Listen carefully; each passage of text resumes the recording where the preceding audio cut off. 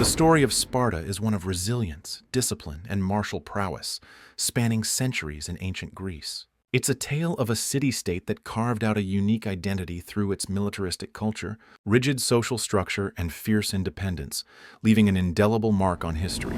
Sparta's story begins in the Peloponnese, a rugged peninsula in southern Greece, where the city was founded in the region of Laconia.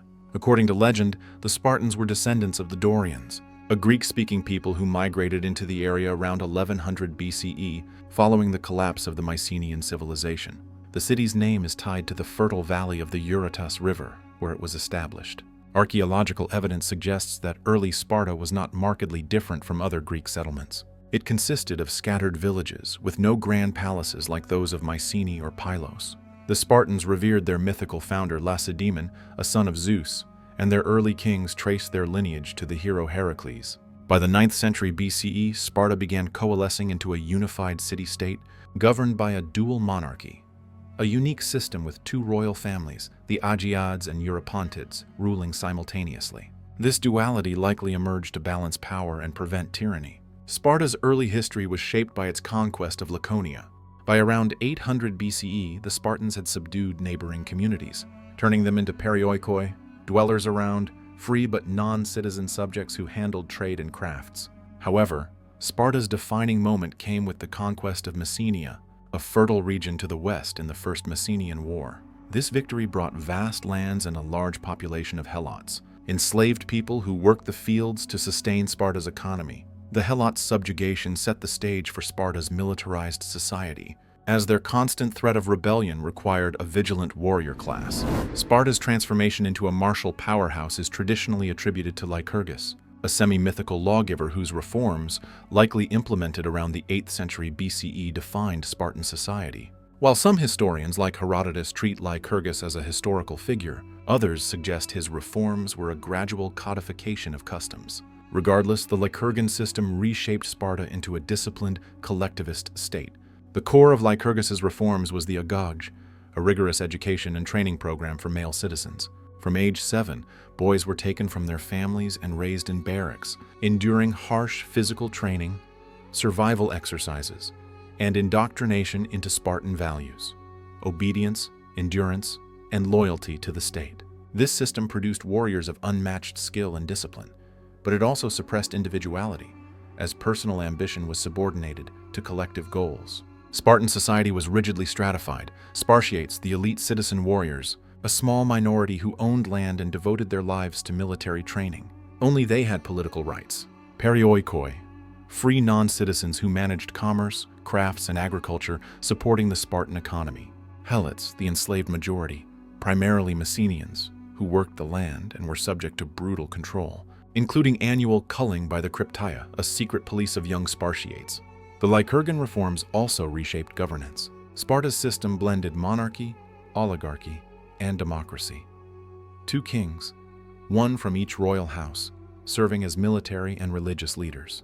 Gerousia, a council of 28 elders over age 60, plus the kings, which proposed laws. Apella, an assembly of male Spartiates over 30, which voted on proposals but had limited debate. Ephors, 5 elected officials who wielded significant power, overseeing laws, foreign policy, and even checking the king's authority. To maintain equality among Spartiates, Lycurgus allegedly banned coined money, using iron bars instead, and enforced communal dining halls, where citizens ate together to foster unity. Luxury was discouraged, and simplicity was idealized. Reflected in Sparta's unadorned architecture and lack of walls, its warriors were its defense. The Second Messenian War tested this system. The Helots, led by the rebel Aristomenes, revolted, nearly toppling Spartan control. The war's brutality cemented Sparta's obsession with military readiness and Helot suppression, shaping its inward-looking defensive mindset. By the 6th century BCE, Sparta emerged as a dominant power in the Peloponnese.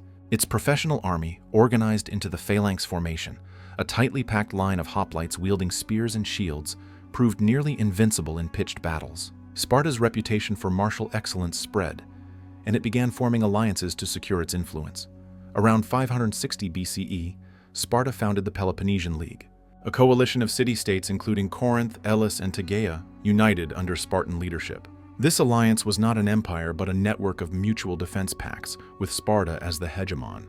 The league bolstered Sparta's regional power and deterred rivals, particularly Argos, which it defeated decisively at the Battle of Sapea on 494 BCE. Sparta's culture during this period was insular, but not isolationist.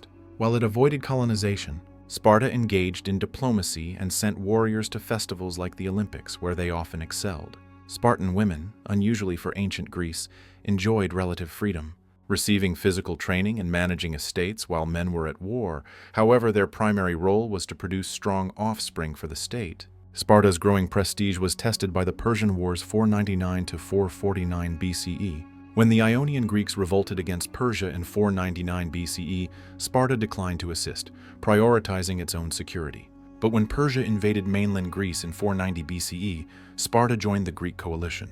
Though absent at the Battle of Marathon, Sparta played a pivotal role in the second invasion 480 BCE. In 480 BCE, King Leonidas IV led 300 Spartiates and 7,000 allies to hold the pass of Thermopylae against Xerxes' massive Persian army. Though betrayed and outflanked, Leonidas' stand delayed the Persians and became a symbol of Spartan heroism. The following year, Spartan-led forces crushed the Persians at Plataea in 479 BCE, securing Greek independence. These victories cemented Sparta's reputation as Greece's premier military power. After the Persian Wars, Sparta and Athens emerged as Greece's leading powers, but their rivalry soon erupted. Sparta, wary of Athens' growing naval empire and democratic ideology, withdrew from the Delian League, Athens' alliance, and focused on the Peloponnesian League. Tensions simmered, leading to the First Peloponnesian War, 460 to 445 BCE, a stalemate ending in the 30 Years' Peace. The peace collapsed in 431 BCE, sparking the Second Peloponnesian War, a brutal conflict described by the historian Thucydides. Sparta, under leaders like King Archidamus II and General Brasidas, aimed to destroy Athens' empire. The war saw Sparta's land-based phalanx clash with Athens' superior navy. Early Spartan invasions of Attica were countered by Athens' strategy of hiding behind its walls and striking by sea. The war's turning points came later. In 413 BCE, Sparta's occupation of Thessalia disrupted Athenian agriculture, while Persian funding allowed Sparta to build a navy. Under the brilliant commander Lysander, Sparta's fleet decisively defeated Athens at Aegospotami. Starved and blockaded, Athens surrendered in 404 BCE. Sparta imposed an oligarchic government on Athens, cementing its hegemony. Sparta's victory was short-lived. Its harsh rule alienated allies and former enemies alike. The Spartan king Agesilaus II pursued aggressive campaigns, including in Asia Minor against Persia, but overextension strained resources. Meanwhile, the Helot population remained a constant threat, and Sparta's citizen population dwindled due to low birth rates and brutal demands. Sparta dominance ended at the Battle of Leuctra in 371 BCE. The Theban general Epaminondas, using innovative tactics, crushed the Spartan army, killing King Cleombrotus I and hundreds of Spartiates. The loss shattered Sparta's aura of invincibility. Thebes liberated Messenia, freeing the Helots and crippling Sparta's economy. Sparta never recovered its former power. Sparta's story is one of paradox, a society that achieved greatness through discipline but was undone by its inflexibility. Its militarized culture produced unmatched warriors but stifled innovation and diplomacy. The Helot system fueled Sparta's economy but sowed the seeds of its instability. Unlike Athens, which left a cultural legacy of art and philosophy, Sparta's contribution was its ethos of sacrifice and collective strength. Sparta's historical record, drawn from sources like Herodotus, Thucydides, Xenophon, and Plutarch, is incomplete, as Spartans wrote little themselves. Modern archaeology, such as excavations at the Menelaean Shrine, continues to uncover details of their material culture. Today, Sparta's name evokes both admiration and critique, a testament to a society that prized duty above all else.